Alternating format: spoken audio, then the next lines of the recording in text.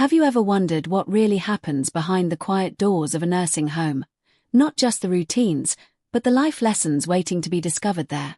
I didn't think much of it either, until I had no choice but to spend 2 months in one. At 77, I thought I knew what aging gracefully meant. I was wrong. What I experienced changed my entire outlook on health, happiness, and longevity. And now, I'm sharing those lessons with you. Whether you're already in your golden years or just approaching them, these insights could change the way you live every single day. Stay with me, because what I learned may surprise you, and it might just save your life. I'll never forget the first morning I woke up there. The halls were quiet, the air had that faint antiseptic smell, and I felt, for a moment, like I'd entered a waiting room for the end of life. But within days, I noticed something surprising.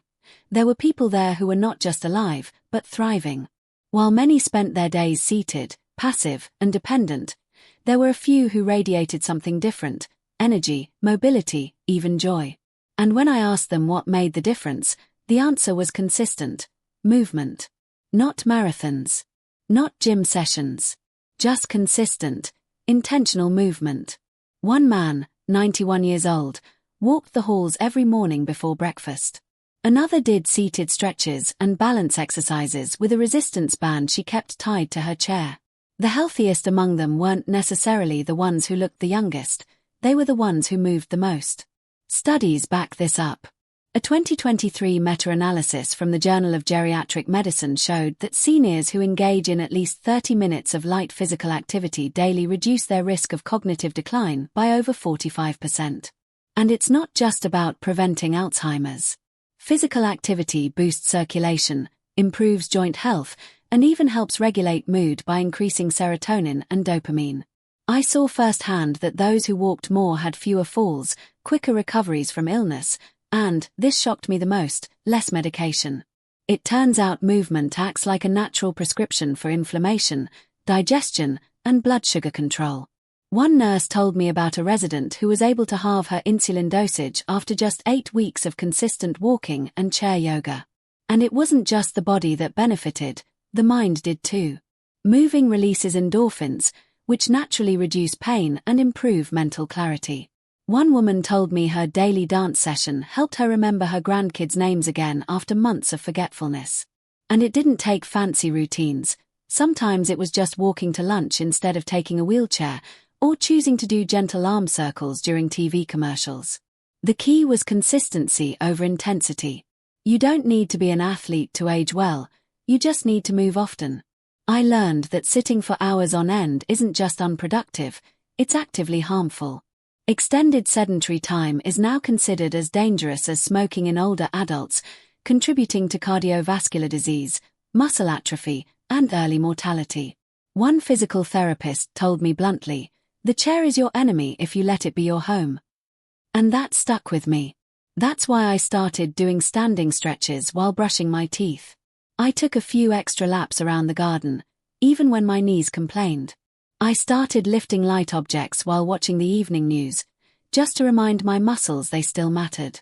Within 2 weeks, I noticed less stiffness in the mornings and improved balance. By the end of the second month, I could stand longer, walk farther, and I even ditched my cane for short distances. And I wasn't the only one.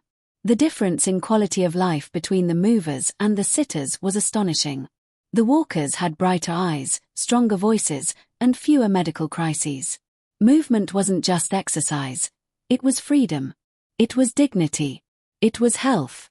So if you're watching this right now, I urge you, don't underestimate your legs, your arms, or even your fingers. Move them, stretch them, engage them daily. Because what I learned is that movement isn't a chore, it's the most powerful medicine you can give yourself. The power of purpose, how daily routines and meaningful activities keep the mind sharp. There was a quiet strength in the eyes of certain residents, something subtle but unmistakable. They didn't necessarily have the best physical health, nor were they always the most socially active, but they all had one thing in common, a sense of purpose. And that changed everything. One woman named Ruth, aged 85, woke up every morning at 6:30 sharp, not because someone told her to, but because she had tasks to complete. Her day included watering the community plants, reading aloud to a blind resident at noon, and knitting hats for local hospitals in the evening. Watching her, I realized something profound. When your days have structure and meaning, your brain doesn't give up on you. It stays engaged, alert, and invested in life. Scientific research supports this. A study published in the Journal of the American Medical Association in 2020 found that older adults who reported having a sense of purpose in life were 40% less likely to develop Alzheimer's disease. Not because they were taking brain-boosting supplements or solving puzzles all day, but because they felt needed. Their lives had rhythm, goals, and impact. In the nursing home, I met a man named Carlos who had created a schedule to teach basic Spanish to the staff and other residents twice a week. He wasn't doing it for money or recognition. He just loved languages, and more importantly, he loved passing them on. He became sharper, more animated, and his memory improved within weeks. Having a reason to wake up made all the difference. There's something deeply restorative about being relied on, even for small things. One of the most heartbreaking things I observed was what happened to people who lost that sense of purpose. They deteriorated, mentally and emotionally. A once chatty gentleman named Phil fell into deep apathy after a beloved weekly chess group was discontinued due to staff changes. Without that routine to anchor him, he began sleeping more, eating less, and eventually stopped engaging altogether. It wasn't disease that stole his energy, it was disconnection from meaning. That's when I truly understood that having purpose isn't a luxury in old age, it's a necessity. It could be as simple as keeping a daily journal, helping someone with their crossword puzzle, or mentoring a younger family member by phone. Even the act of setting micro-goals, like organizing old photos or preparing a family recipe, can have measurable effects on mental sharpness and emotional stability. These acts aren't trivial. They send a message to the brain that life is still unfolding, that time is still valuable, that there is more to do. Purpose also plays a critical role in emotional resilience. Residents with consistent routines and projects were less prone to anxiety, depression, and irritability. Their days had structure, and with that came predictability, something the aging brain deeply craves. It's not about packing every moment with tasks, but about doing things that align with identity and values. I watched a former librarian start a book club in the dining hall, complete with weekly themes and rotating discussion leaders. Her confidence returned, her posture straightened, and her speech became more animated. Purpose pulled her out of silence and back into life. I began mimicking this by creating my own mini routines, writing one letter a day, editing a short memoir I'd started years ago, and helping the staff update their bulletin board each Friday. Within days, I noticed my concentration returning, my memory stabilizing, and my mood lifting. Days didn't blur anymore, they had shape. They had meaning. The difference between merely existing and truly living, I learned, lies in purpose. Purpose doesn't mean productivity in the conventional sense. It means alignment with values, a connection to something beyond the self. Whether it's through creativity, service, teaching, or simply being present for someone else, purpose infuses the day with mental clarity and emotional depth. It keeps the mind from shrinking into silence and instead invites it to stay curious, open, and alive. So if you're in your 60s, 70s, or beyond and you're asking, what now? The answer is simple. Find your rhythm. Find your reason. Your brain will thank you. Sleep isn't just rest, it's recovery. What I learned from those who slept best. In a place where the days move slowly and the nights can feel endless, sleep becomes more than a biological function, it becomes a lifeline. During my stay, I began to notice a pattern. The residents who seemed the most energetic, the sharpest in conversation, and the most emotionally stable weren't necessarily the youngest or the most physically fit. They were the ones who slept well. And by that, I don't mean they simply spent time in bed. I mean they had real, restorative, uninterrupted sleep. It was something I hadn't prioritized much in the years leading up to my time in the nursing home. Like many older adults, I thought sleep disruptions were just a normal part of aging. But what I came to understand is that poor sleep isn't just inconvenient, it's dangerous. It affects everything: memory, immune function, blood pressure, and even emotional resilience. One nurse told me that the single most common underlying issue in sudden health declines among residents wasn't diet or medication, It was chronic sleep deprivation. And that hit me hard. Take Eleanor, for example. She was 82 and sharper than most 40-year-olds I know. Every morning, she'd join us at breakfast with a smile and a detailed memory of her dreams. Her secret? A carefully crafted sleep ritual. She avoided caffeine after noon, took a short walk before dinner to help regulate her circadian rhythm, dimmed her room's lights by 8 p.m., and listened to calming music for 30 minutes before bed. She treated her sleep like others might treat a medication, seriously and consistently. Research backs her approach. A 2022 study published in Frontiers in Aging Neuroscience found that older adults who get 7 to 9 hours of quality sleep per night have significantly better memory retention and cognitive processing than those who sleep less or experience frequent night awakenings. But it's not just about brain function. During sleep, the body releases crucial hormones, like growth hormone and melatonin, that support tissue repair, immune defense, and stress regulation. And when that process is disrupted, everything begins to fall apart. I saw this firsthand in residents who struggled with insomnia. They were more irritable, more prone to infections, and often described their days as foggy or emotionally flat. The difference between a good night and a bad one wasn't subtle, it shaped their entire day. One man told me, "When I sleep well, I feel like I have 10 years back. When I don't, even brushing my teeth feels like a chore." It was that stark. And yet, so many people ignored the warning signs. They'd shrug off nights of tossing and turning, relying on daytime naps or extra coffee to compensate, not realizing they were eroding the foundation of their health. I learned that certain environmental tweaks made a huge difference. Rooms with blackout curtains, white noise machines, and temperature regulation had far better sleep outcomes. Consistent wake-up and sleep times, even on weekends, kept circadian rhythms in check. And perhaps most importantly, screen time was minimized.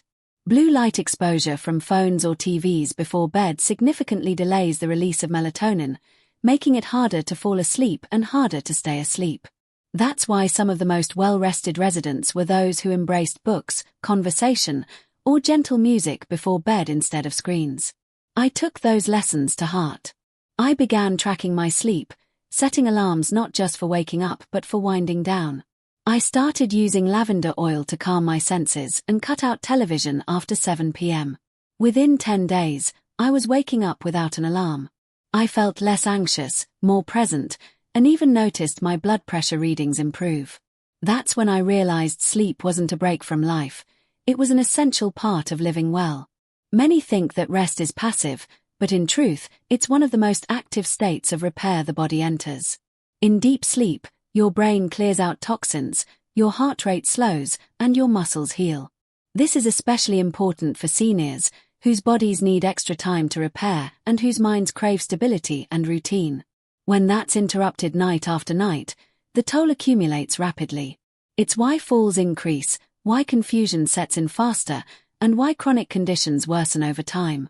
Sleep isn't optional, it's essential healthcare. One of the most surprising findings during my stay came from a visiting geriatrician who gave a talk about sleep hygiene. He described sleep as the glue that holds all other health interventions together. Eat well but sleep poorly, and your digestion suffers. Exercise daily but sleep only 4 hours, and your muscles can't recover. Take your medications on time but skimp on rest, and your immune system still weakens. Everything we do for our bodies is either enhanced or sabotaged by how well we sleep. It was such a simple but powerful message. That's why I now guard my sleep like a precious resource. I learned that sleeping isn't being lazy, it's being wise. If you take only one thing away from this video, let it be this: prioritize sleep. Build habits that protect it. Treat your evenings with the same care you give your mornings. Because aging well doesn't start with medication or diets, it starts the moment your eyes close at night. Nutrition beyond calories. The little-known food habits that made the biggest difference. It didn't take long for me to notice that not all plates were created equal. At every mealtime in the nursing home, I watched a silent but powerful drama unfold. Some residents would eat with enthusiasm and clarity in their eyes, while others picked at their food with fatigue written across their faces. What separated them wasn't age or appetite, it was nutritional habits. I'd assumed that by the time you hit your 70s or 80s, the details of your diet didn't matter much anymore. But what I learned is that they matter more than ever. Our bodies, as they age, become less efficient at absorbing nutrients, which means we have to be more intentional, not less. I started observing closely and asking questions. Why did Margaret, who was 89 and sharp as a tack, always ask for an extra boiled egg at breakfast? Why did James, who walked laps around the garden every afternoon, make sure to drink a glass of coffee with every meal? The answer, again and again, came down to functional eating. They weren't counting calories, they were feeding their bodies with purpose. Research backs this up. A 2021 study published in the American Journal of Clinical Nutrition found that protein needs increase with age, even though appetite often decreases. Seniors who consumed 1.2 grams of protein per kilogram of body weight daily preserved significantly more muscle mass and experienced fewer mobility issues than those who followed outdated, lower protein guidelines. Margaret knew this intuitively. Every meal, she included some form of lean protein, whether it was fish, eggs, yogurt, or legumes. She said it helped her stay on her feet, and she wasn't wrong. I started doing the same, adding soft-boiled eggs, Greek yogurt, and lentils into my routine. Within 2 weeks, I felt stronger, and my energy levels didn't crash mid-morning like they used to. It wasn't about eating more, it was about eating smarter. Another habit that shocked me in its effectiveness was hydration. You'd be amazed how many seniors are quietly dehydrated, not from neglect, but from underestimating how much water they truly need. As we age, our thirst response dulls, so we don't feel thirsty even when we desperately need fluids. Mild dehydration leads to fatigue, dizziness, confusion, and even urinary tract infections, all of which were far too common in the home. But those who carried water bottles with them, or drank herbal teas regularly, were mentally clearer and less prone to infection. A nurse once told me, if someone's acting off, check their water intake before anything else. That advice never failed. I began drinking warm water with lemon each morning and sipping herbal teas throughout the day, and I was stunned by how much more alert I felt. It even improved my digestion, which had been sluggish for years. Then there were the super seniors, as some of the staff lovingly called them. These were the ones in their late 80s and 90s who still walked without assistance, had glowing skin, and sharp wit. Every one of them had some kind of nutritional ritual. Some swore by fermented foods like sauerkraut or kimchi, others by a handful of nuts every afternoon. One gentleman, who'd worked as a botanist, ate a bowl of blueberries daily without fail, calling them brain berries. He wasn't wrong. The Tufts University Human Nutrition Research Center on Aging has repeatedly cited blueberries as powerful tools for preserving cognitive function, thanks to their rich antioxidant profile. Another woman had a small garden window box where she grew her own herbs and microgreens. She believed that fresh food, even in small amounts, had energy you couldn't replicate in packaged meals, and honestly, it made sense. Her meals were simple but vibrant, and so was her personality. Perhaps one of the biggest takeaways for me was how sugar quietly sabotaged so many people. It wasn't in the obvious desserts, but in processed snacks, fruit juices, even some of the low-fat yogurts.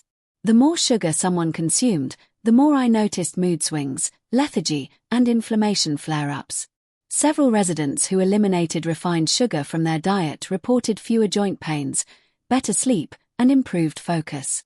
I made the switch to unsweetened foods and natural sweeteners like cinnamon and found that my cravings actually reduced, not increased. It became clear that sugar wasn't just a threat to waistlines, it was a direct assault on overall function. And yet, nutrition in older age is not about extremes. The healthiest residents weren't on strict diets, they were on consistent, flexible eating routines that prioritized quality over quantity. They didn't skip meals, didn't overindulge, and always paired pleasure with purpose. Meals were often social too, which helped with portion control and digestion. One woman told me she chewed each bite 20 times not because she had to, but because it helped her connect with her food. That kind of mindfulness led to better digestion, fewer reflux issues, and even a calmer mood post-meal. One of the most powerful nutritional habits I picked up was timing. I used to eat dinner late, often right before bed. But in the home, meals were served early, around 5 p.m. This gave the body ample time to digest and reduced the chances of acid reflux and poor sleep. Once I adopted this habit, my sleep quality improved almost immediately. The link between when you eat and how you feel the next morning is undeniable. And beyond digestion, early dinners allowed for better blood sugar regulation, something critical in preventing or managing type 2 diabetes, which affects nearly 1/3 of people over 65. Nutrition, I realized, is the quiet architect of our days. It doesn't shout or demand attention, but it builds the body from the inside out. Small changes, like more fiber, more hydration, less sugar, and timed meals, accumulate into massive benefits. They're not flashy or trendy, but they're effective. What I learned in those 2 months is that aging isn't just about surviving, it's about fueling the life you still have left. And food, more than anything else, determines the quality of that life. Every bite is a choice to support your brain, your heart, your mobility, and your mood. So feed yourself like your future depends on it, because it does. Social health is real health, how connection strengthens the body and mind. If there's one truth that echoed through the hallways of the nursing home more than any other, it's this: loneliness is lethal. It doesn't show up in lab tests or scan results, but its effects are devastatingly real. What I learned is that social health, our sense of belonging, connection, and emotional intimacy, is just as critical to longevity as any medication or diet. In fact, the most vibrant, mentally sharp, and emotionally balanced residents were not necessarily those with the fewest health issues, but those with the strongest relationships. Some had friends within the home, others had weekly family visits or even pen pals, and some formed new bonds by participating in group activities. It didn't matter where the connection came from. What mattered was that it existed. It turns out that being seen, heard, and valued lights something up in us that no vitamin ever could. Scientific research proves this. A long-term study conducted by Harvard University, the longest study on human happiness and health ever conducted, found that people who were more socially connected to family, friends, and community were not only happier but lived longer and had fewer health issues than those who were less connected. In the nursing home, this played out right in front of my eyes. I met 2 men, Sam and Victor, both in their 80s, both diagnosed with similar heart conditions. Victor was a recluse, rarely left his room, and spent most of his time watching TV alone. Sam, on the other hand, played chess in the afternoons, cracked jokes during meals, and volunteered to read bedtime stories to residents with cognitive decline. Within 6 months, Victor's condition worsened dramatically, while Sam's health remained stable and even improved in areas like blood pressure and sleep. The only difference between them was social connection. Isolation, I discovered, is a silent epidemic among seniors. It increases the risk of dementia by up to 50%, heart disease by 29%, and stroke by 32%, according to the CDC. It also correlates with higher levels of depression, anxiety, and even suicide among older adults. And the worst part? It often goes unnoticed. You can be surrounded by people and still feel completely alone if those interactions lack meaning. That's why intentional socialization is so important. It's not about being constantly surrounded, it's about being emotionally engaged. One of the most powerful scenes I witnessed was a group of women who had started a memory circle, where each week they would share one significant memory from their lives. They laughed, they cried, and they formed bonds that were palpable. Their energy changed. Their posture shifted. Their eyes lit up with purpose. I began joining them, and something within me softened. Conversations weren't just casual, they were connective. I started looking forward to seeing familiar faces. I felt more like myself. And as my sense of belonging grew, so did my motivation to take better care of myself. I was more likely to go for a walk if someone invited me. I ate more consistently when I had someone to dine with. I found myself humming again, something I hadn't done in years. These aren't small things, they are life-changing. Because loneliness doesn't just dim the spirit, it dampens physical vitality. One nurse told me that residents who engaged in 3 or more social activities per week had fewer hospitalizations than those who didn't. It was that direct. And social health isn't limited to in-person connection. One woman, whose children lived far away, Video chatted with them every evening at 7 p.m. She had a brighter effect than many who had visitors in person. Why? Because the quality of connection was high. They shared stories, exchanged jokes, talked about dreams. Emotional connection travels through the screen just as powerfully as it does across a dinner table.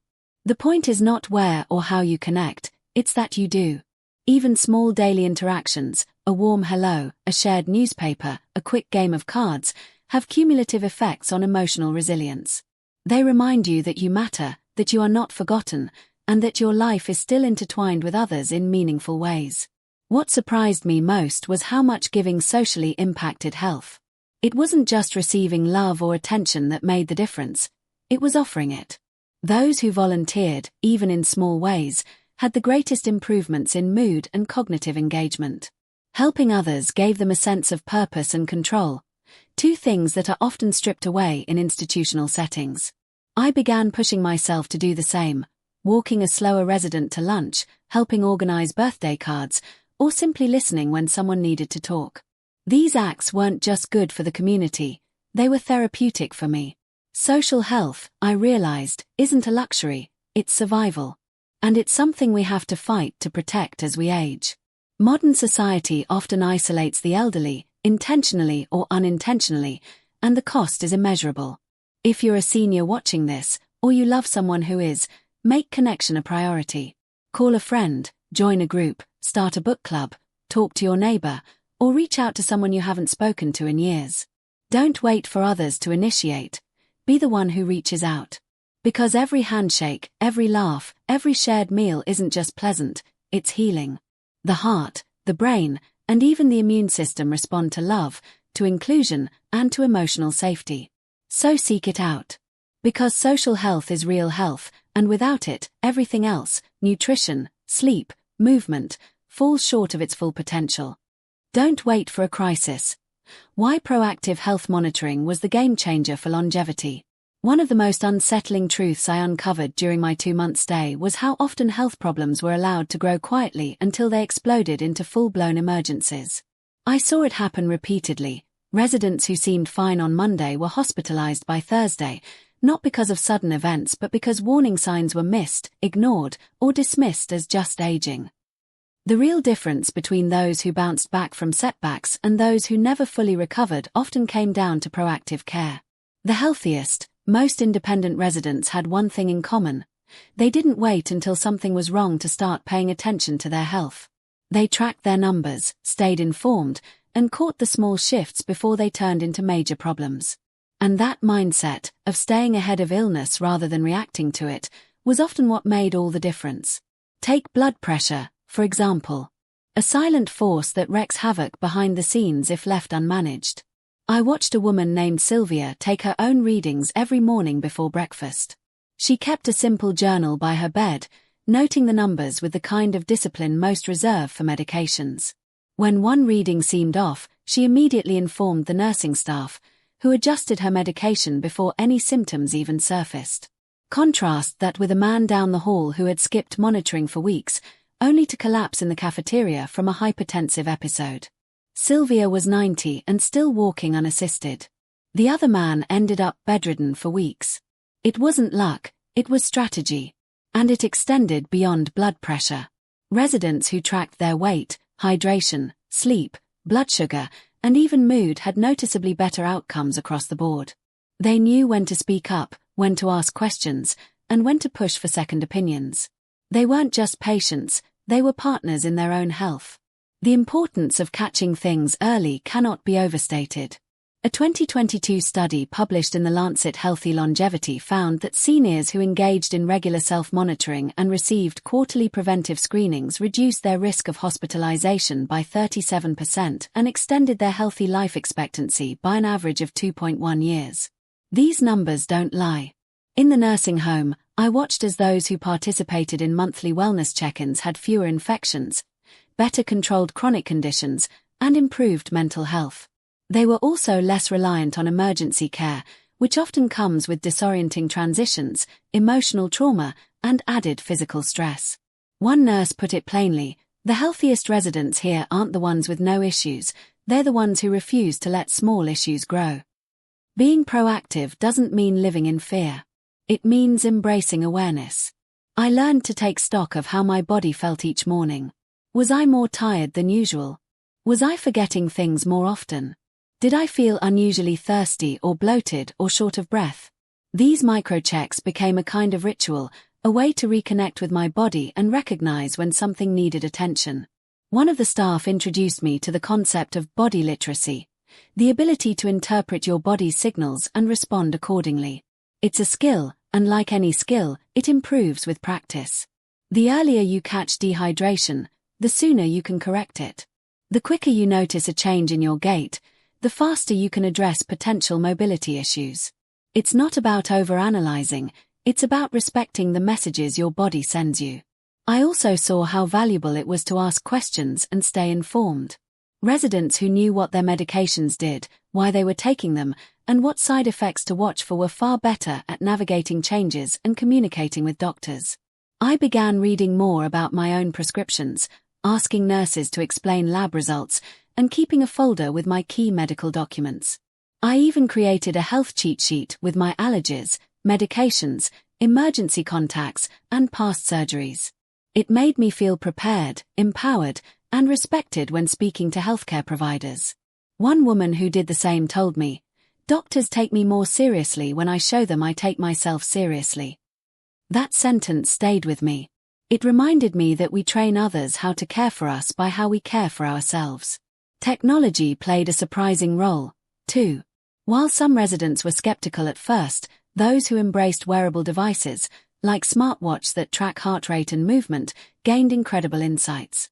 One man noticed irregular heart rhythms on his device and got checked out immediately, discovering early-stage atrial fibrillation that would have gone undiagnosed for months. Another used a glucose monitor linked to his phone to detect fluctuations after meals, adjusting his diet in real time. These tools weren't replacing medical care, they were enhancing it. They served as early warning systems that empowered seniors to take action before problems escalated. Perhaps the most heartbreaking moments came from residents who said, "I wish I'd caught it earlier." Whether it was a cancer diagnosis, unmanaged diabetes, or a degenerative joint issue, they all shared the same regret, not listening to their bodies sooner. In contrast, those who thrived were the ones who respected the whispers their bodies gave them, not just the shouts. That mindset shift, from passive recipient of care to active steward of health, is the true game changer in longevity. It's not always easy. It takes attention, discipline, and sometimes a little courage. But the payoff is massive. Because every small action, tracking, asking, checking, builds a wall of protection around your well-being. What I came to understand deeply is that health doesn't disappear overnight. It erodes slowly, quietly, and often without symptoms. But that also means it can be preserved slowly, intentionally, and powerfully. By listening, observing, and responding early, we take back control. We trade surprise emergencies for manageable adjustments. We gain not just years in life, but life in our years. So don't wait for the alarm bells. Start listening now. Make your health a daily conversation, not a once-a-year panic. Because the strongest residents weren't those who avoided illness, they were the ones who stayed one step ahead of it every single day.